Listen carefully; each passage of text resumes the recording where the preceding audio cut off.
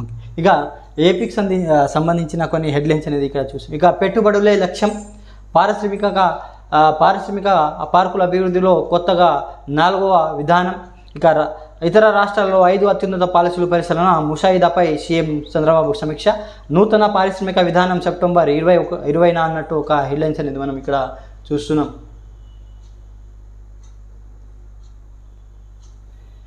Port ఆధారిత పారిశ్రామిక అభివృద్ధి, రాష్ట్రంలో 10 ఓడరేపు రేవులు, 10 విమానాశ్రయాలు, మెరుగైన రోడ్డు రవాణా లాజిస్టిక్ సౌకర్యాలు అందుబాటులో ఉన్నాయి. వాటిని ఉపయోగించుకొని పోర్టు ఆధారిత పరిశ్రమ అభివృద్ధి దృష్టి పెట్టాలి.